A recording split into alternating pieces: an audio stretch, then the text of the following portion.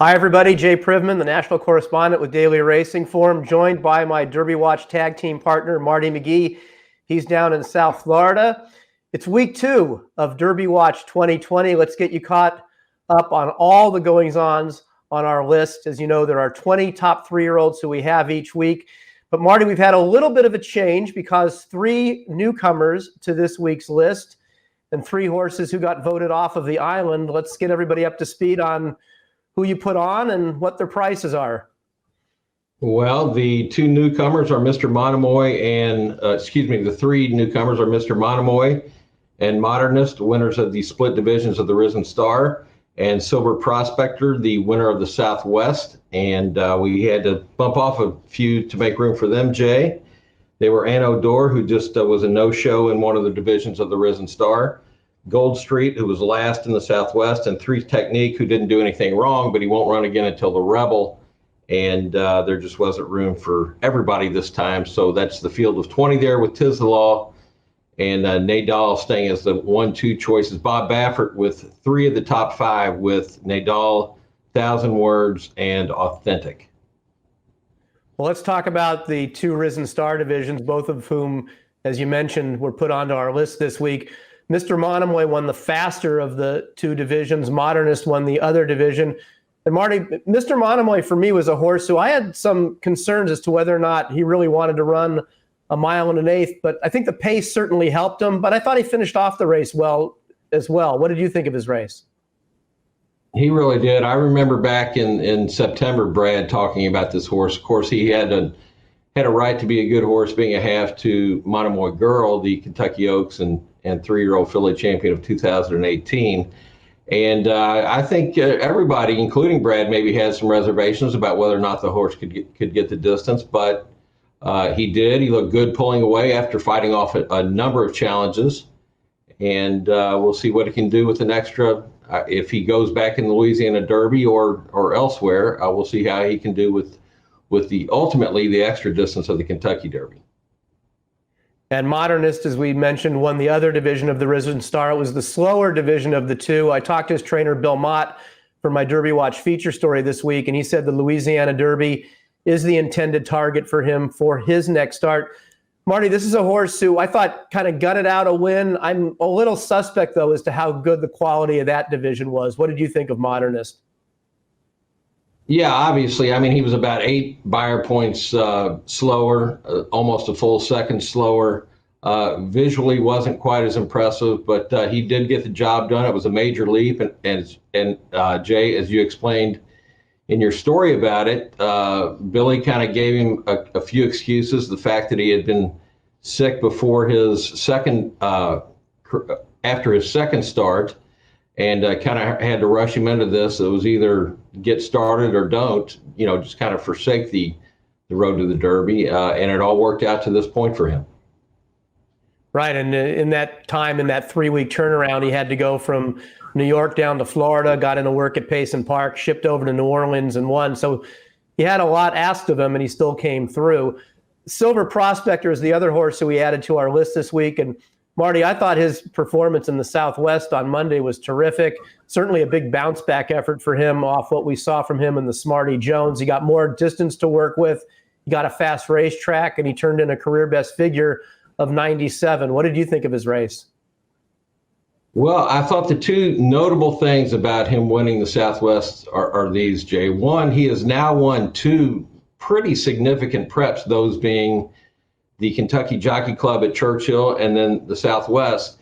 And the second thing was, boy, what a perfect pocket trip he had in terms of just sitting there the whole way under Ricardo Santana Jr., who, by the way, in my opinion, is one of the top 3 or 4 underrated jockeys on the continent.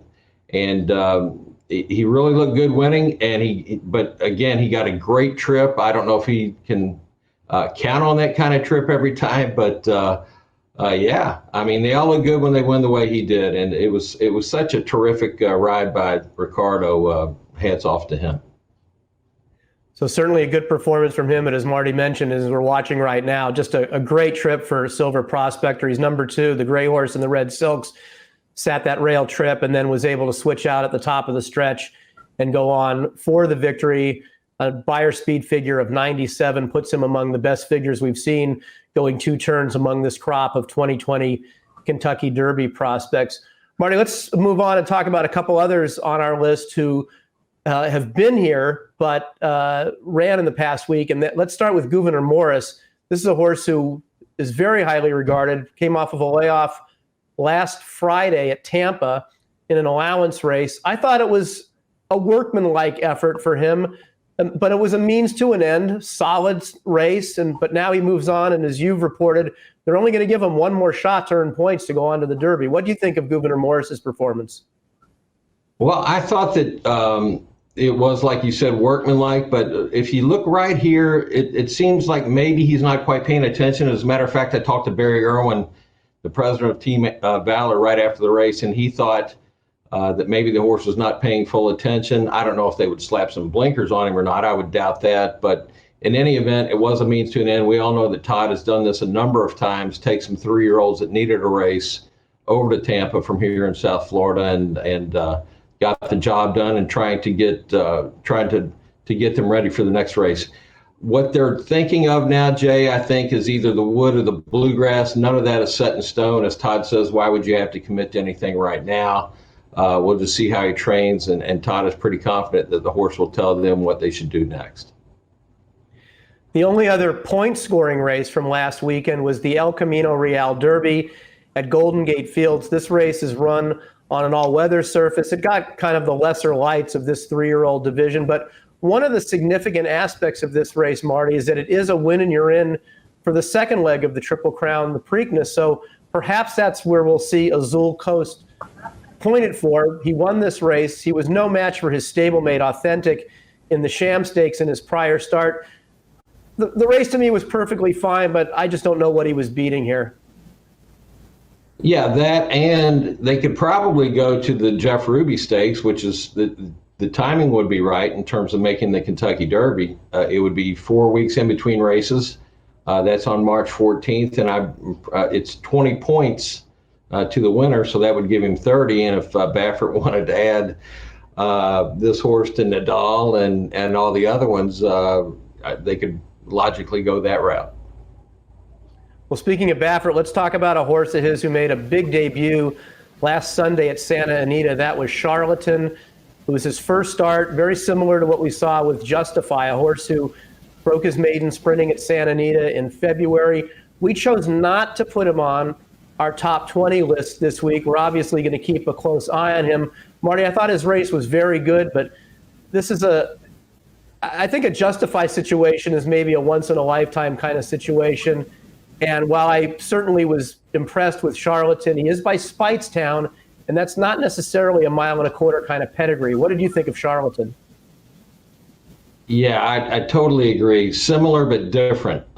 He only beat 3 other horses, and the pedigree, I think, is maybe a stopper here. I'll be interested to see what Bob does with him next. Something like the Rebel would make sense, timing-wise, and trying him around 2 turns, but Bob does have Nadal going for that spot, so be interesting to see what he does with him next. I think there might be a few trainers like him hoping that the Rebel splits this year like it did last year. One last horse, Marty, who we've been keeping on our radar and is not on our top 20, but certainly would get there if we saw more from him, and that's Maxfield. And by more, we say he's only had the one work so far on the comeback trail, and the clock's ticking for him to get in a race before the Kentucky Derby. You've been in touch with his trainer, Brendan Walsh. Just give us an update as to where things stand with Maxfield, last year's Breeders' Futurity winner.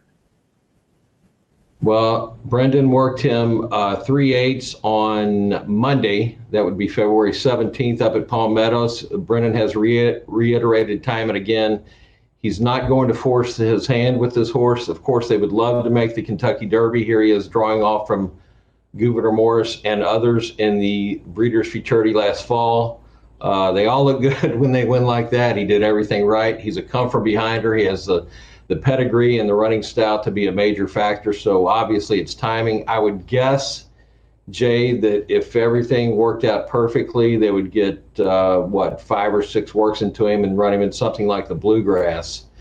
but that's putting the cart before the horse. And I know a lot of people have him on their top 12 or whatever lists, and rightly so. But we're just not. We're going to have him breeze a few times before we go up, before we put him there.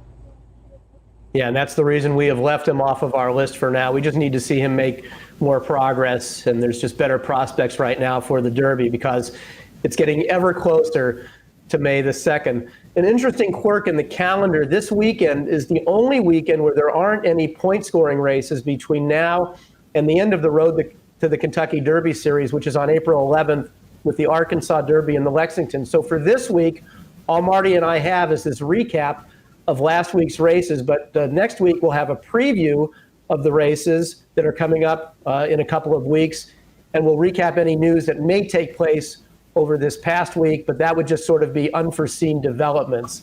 Thank you for watching our Derby Watch video for this week. For Marty McGee, I'm Jay Privman. We'll see you next week.